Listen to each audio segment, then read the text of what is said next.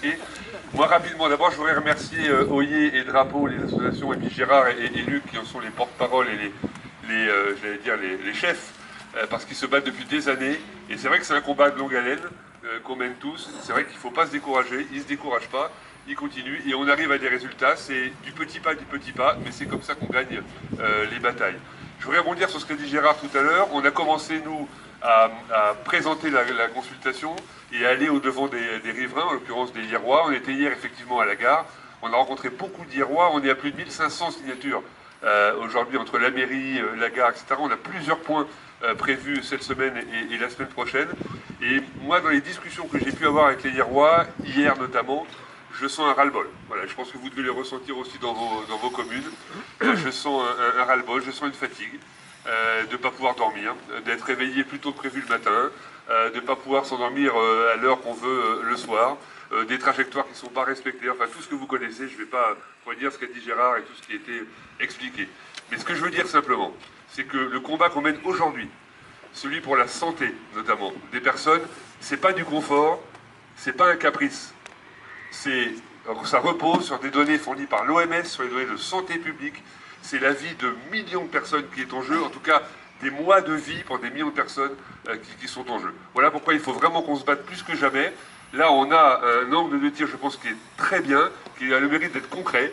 Le couvre-feu, l'allongement des horaires de couvre-feu.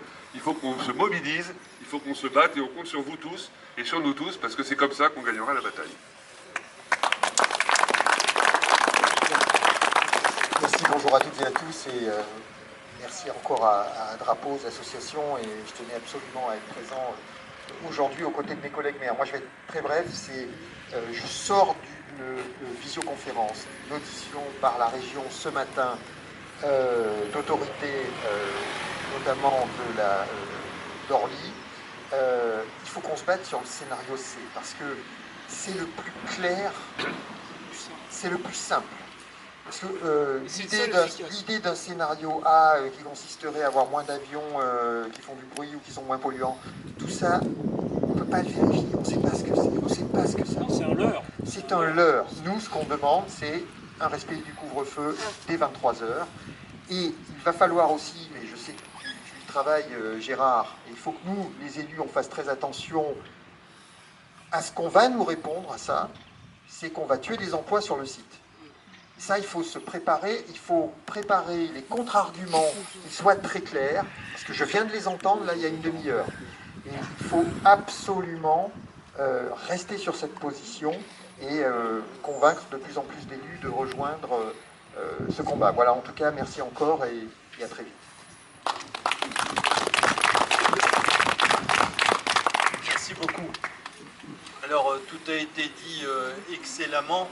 Je voudrais compléter le témoignage d'Olivier concernant la mobilisation, et en tous les cas sur Villeneuve-le-Roi ça marche très très bien. On voit bien qu'il y a une attente forte, il y a une prise en considération de toutes ces problématiques qui est en train de bien prendre. Mais je voudrais vous parler de la mobilisation que nous faisons pour le scénario C, c'est-à-dire celui qui nous permettrait d'avoir une demi-heure de sommeil supplémentaire. Et là, nous sommes très nombreux, très nombreux, la liste s'allonge de jour en jour. Et en fait, ce qui fait chaud au cœur, c'est que sur cette liste, vous voyez, on arrive à faire cohabiter toutes les tendances politiques. On a Boyard, et on a Dupont-Aignan, et on a, bref, on a tout le monde. C'est pour dire que ça rassemble tout le monde. On est franchement très nombreux. Au début, je voulais vous faire la lecture pour que vous partiez chaud au cœur, la lecture de tous ces élus qui signent, mais en définitive, ça n'a pas tant d'importance que ça. Nous sommes de plus en plus nombreux, il y a cette prise de conscience. Pour vous dire que carrément le président de la métropole du Grand Paris, avec 131 communes qui ont adopté un PPBE qui comprend une demi-heure de sommeil supplémentaire, et bien lui aussi a couché sa signature. Il a écrit directement à la préfète du Val-de-Marne pour se positionner. Ça marche de plus en plus fort, nous augmentons la pression et nous gagnons de jour en jour. Encore aujourd'hui, je suis passé à ma mairie et nous avons 10 signatures supplémentaires d'élus. Et quand je dis élus, on arrête à maire. Voilà. Hein, on se permet d'être assez exigeant. Voilà. Maintenant, nous sommes passés sur une deuxième phase. La deuxième phase, c'est la mobilisation de la population, telle que ça a été indiqué par Olivier. Et donc, nous allons ouvrir encore le champ. On va être franchement nombreux. Alors là, ici, on a répondu à la petite programmation des associations. Donc, nous y sommes. Nous sommes sur toutes ces étapes, mais bien évidemment, les grands rendez-vous sont devant nous. Hein, sont devant nous. Et quand on voit la mobilisation qui s'opère, tout courant confondu, je vous assure que ça fait chaud au cœur. Et puis nous sommes rattrapés aussi par une autre dimension, puisque là pour l'instant on est sur la thématique du bruit qui nous est imposée par le calendrier du PPBE. Hein. Bon.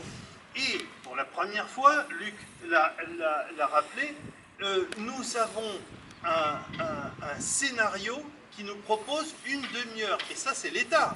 C'est pas nous, c'est pas un vœu qui sort d'ici. C'est l'État qui l'envisage parmi les différents scénarios possibles. C'est la première fois. D'accord.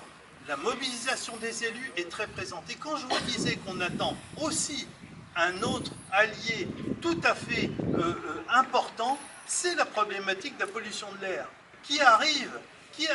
On a de plus en plus d'articles. Il y a un article excellent sur la Tribune, un autre dans Le Monde. Ça s'empile au fur et à mesure. Air Paris a fait pour la première fois, certes sur Roissy, mais écoutez, avec la moitié du trafic, vous pouvez juste transposer chez nous. Hein? Non, Air Paris, je parle de la thématique de l'air, Et donc vous voyez que là nous sommes sur la thématique du bruit, où il y a déjà un impact très fort sur notre santé. Nous allons arriver maintenant, en conjuguant les deux, à pouvoir augmenter encore la mobilisation. En fait, c'est pas mobiliser pour se mobiliser, c'est tout simplement agir pour notre santé. Merci beaucoup.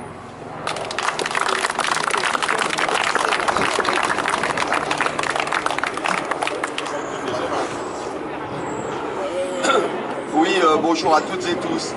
Effectivement, pour rebondir sur ce que vient de dire Didier, l'air est un sujet aussi très important.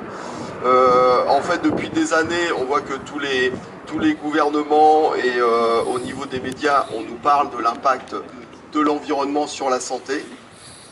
Bien évidemment, il y a le bruit et il y a la qualité de l'air.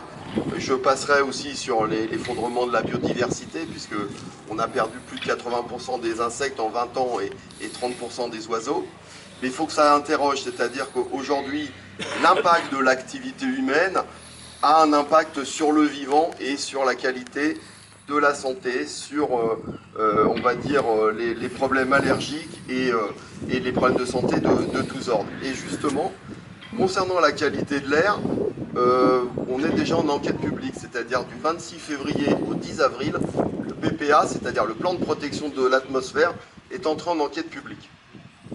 Et il est intéressant de vraiment que chacun et chacune d'entre vous puisse aussi dire ce qu'il pense de la qualité de l'air en Ile-de-France, que ce soit pour le routier ou l'aérien, mais il ne faut pas négliger ce vecteur-là qui est très important.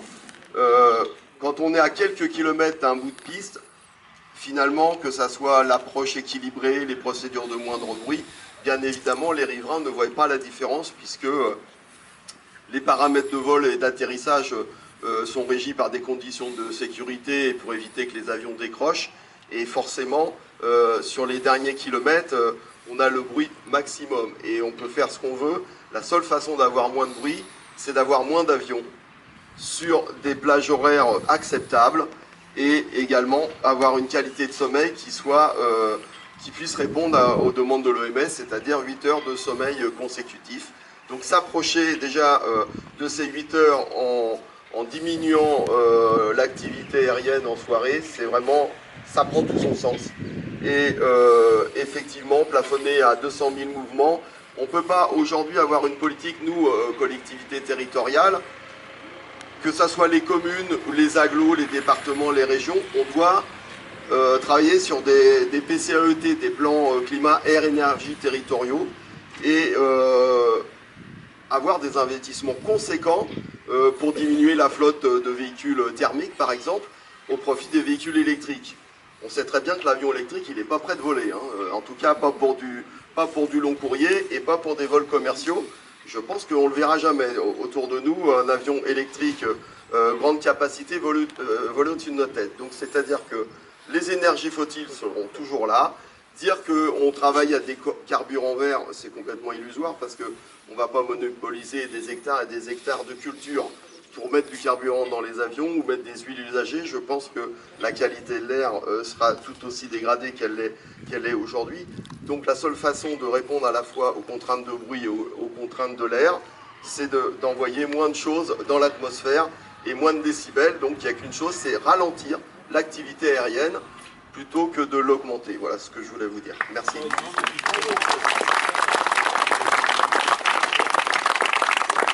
Oui, pour compléter le discours de Christian Leclerc, Drapeau sait parfaitement bien qu'il y a ce problème de pollution atmosphérique engendrée par les survols aériens. Bien.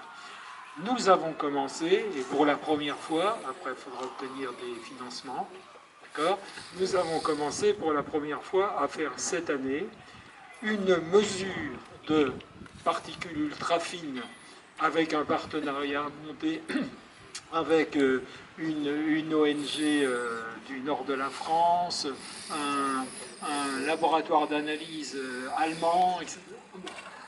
On a fait une première mesure de PUF sur notre territoire, autour de notre territoire. On a réalisé pour la deuxième fois une mesure de monoxyde d'azote, NO, et nous allons communiquer via un communiqué de presse la semaine prochaine, c'est le bon moment, sur les résultats de ces premières mesures. Notre objectif, c'est de continuer ces campagnes de mesures qui entraînent de gros frais parce que tout simplement il faut acheter le petit matériel nécessaire qui sont des petits tubes que nous envoie le laboratoire PASSIAM, mondialement connu sur ce sujet-là. Ensuite, on place ces tubes à des endroits stratégiques pendant 5 semaines. Enfin, la 5e semaine, on les retire. Et puis, on les envoie au laboratoire PASSIAM qui nous redonne une étude rigoureusement incontestable. Vraiment, c'est top niveau chez eux. Voilà. On l'a fait pour un des polluants atmosphériques, il y en a d'autres, mais là, après, c'est un problème de financement.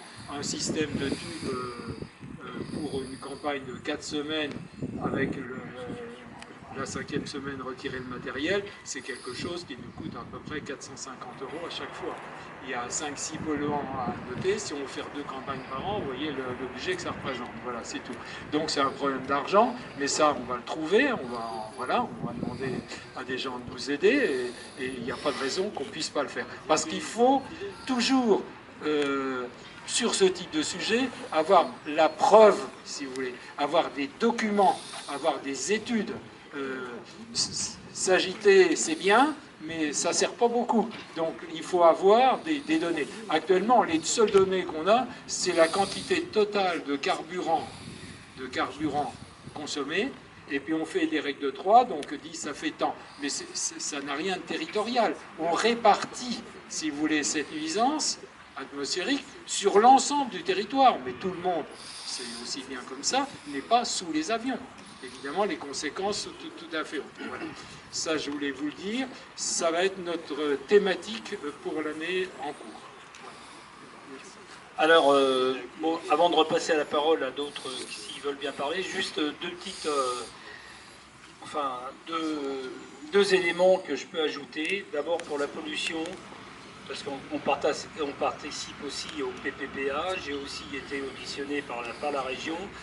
Le transport aérien est passé en 2e position de pollueurs d'Île-de-France derrière le transport routier en oxyde d'azote.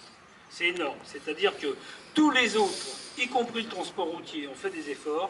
Seul le transport aérien s'est permis d'augmenter. Et pour une bonne et simple raison, c'est que les avions modernes font moins de CO2 mais plus d'oxyde d'azote parce que les températures dans les chambres de combustion ont terriblement augmenté, et c'est ce qui donne d'ailleurs les valeurs de PUF, de particules ultra fines qu'on peut récupérer aux alentours des aéroports, parce que même dans les diesels, même dans les voitures à combustion interne, les moteurs à combustion interne, on n'a pas les mêmes niveaux de température. Je rappelle qu'un réacteur, c'est un chalumeau. L'air rentre, fait tourner une turbine, ça ressort derrière, il n'y a aucune possibilité de filtrer les polluants. Et ça, c'est extrêmement grave. Et c'est le seul secteur au monde aujourd'hui, avec les bateaux qui nous emmènent des containers à l'autre bout du monde, qui pollue énormément. Et avec notamment comment dirais-je, d'autres éléments comme le soufre, comme le méthane, comme tout ça. Donc ça, c'est extrêmement important. La seule solution, c'est de diminuer l'offre. Alors évidemment, les avions modernes, de toute façon, consomment moins, donc polluent moins dans le sens... voilà. Mais je viens de l'expliquer. Maintenant, j'ai un deuxième petit sujet à mettre sur la table. J'ai été aussi interrogé. On a travaillé pendant plus de 4 réunions avec, sous l'égide de Madame la Préfète concernant cette approche équilibrée. On ne va pas revenir dessus. Les compagnies pleurent, elles pleurent, elles pleurent, elles pleurent. Alors, pourquoi elles pleurent? Parce qu'ils ont rajouté, notamment, plusieurs low cost ont rajouté des rotations à leur système, et résultat, ils se retrouvent, au lieu de faire 6 rotations par jour, ils en font 7, au lieu de 7, ils en font 8, et le résultat, c'est qu'ils se retrouvent systématiquement en retard, et c'est pour ça que tous les étés, on se retrouve avec des dépassements de couvre-feu réguliers, donc finalement, on en a un par jour, moyenné, pendant les 3 mois d'été, c'est insupportable. Donc quand je me suis rendu l'autre fois voir le directeur de la Direction Générale de l'Aviation Civile, il m'a dit je ne peux pas faire autrement que d'accepter des avions quand ils arrivent à 2 ou 3 minutes, ou 4 minutes, ou 5 minutes, ou 10 minutes, parce qu'autrement il faut les envoyer à Roissy, après il faut les ramener à Orly. Mais je vais vous dire une chose, les compagnies aériennes, elles vont gagner des sous. Ils vont enlever une rotation. Ils vont remplir les avions précédents, le voyageur il va s'adapter, au lieu de dire je vais arriver à 23h30 parce que l'avion est moins cher, il va arriver à 23h et tout va bien se passer. C'est à l'heure, c'est pas sur le nombre d'avions qu'on va travailler. Les compagnies aériennes comme Aéroports de Paris, et je ne pense pas qu'ils disent le contraire, ils gagnent des sous avec les voyageurs et pas avec les avions. Donc moins d'avions, mieux remplis et ça se passera mieux. Merci.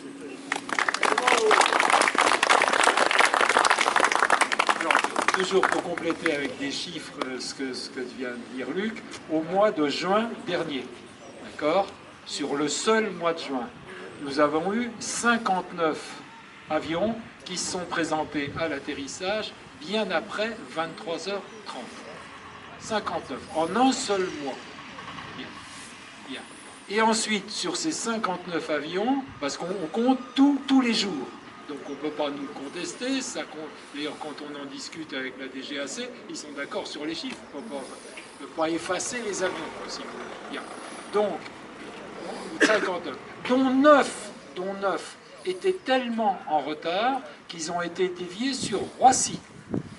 Vous imaginez la petite famille qui revient de son voyage en avion, compose à Roissy à 11h30 ou minuit le soir.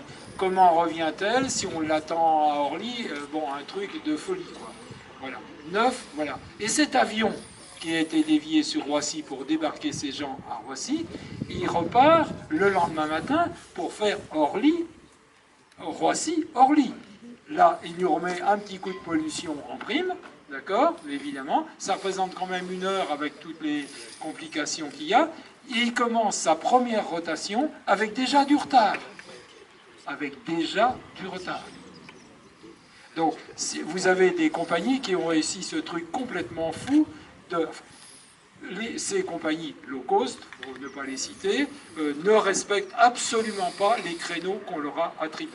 Ils sont jamais à l'heure. Ils sont jamais à l'heure pour des raisons très simples. Certaines vont jusqu'à 8 rotations par jour. 8 rotations par jour. Un petit coup, Orly-Madrid, je reviens. Orly-Malaga, je reviens, etc. Il y a forcément des grains de sable nombreux dans chaque... Donc nous, on voit bien, par rapport à la programmation des vols, les heures où les vols se présentent, eh bien, ils se présentent jamais à l'heure, ça se décale dans la journée, c'est la catastrophe. Et nous avons découvert, d'ailleurs, lors de la dernière CCA, on le savait, mais ça a été redit tout haut, enfin une dernière réunion préparatoire, c'est que lorsqu'un avion, lui, veut décoller après 23h30, d'accord? Bien, en principe, c'est interdit, hein, puisque la plateforme est fermée. Eh bien, un des prétextes pour pouvoir décoller, c'est le suivant. C'est qu'il y a beaucoup de gens dans le hall. L'avion n'a rien, il a simplement du retard dans son vol. Il y a beaucoup de gens dans le hall, et si on annule l'avion, bah, les compagnies vont devoir soit rembourser des billets, soit payer des nuits d'hôtel, etc. Eh bien, on préfère le faire décoller au-delà.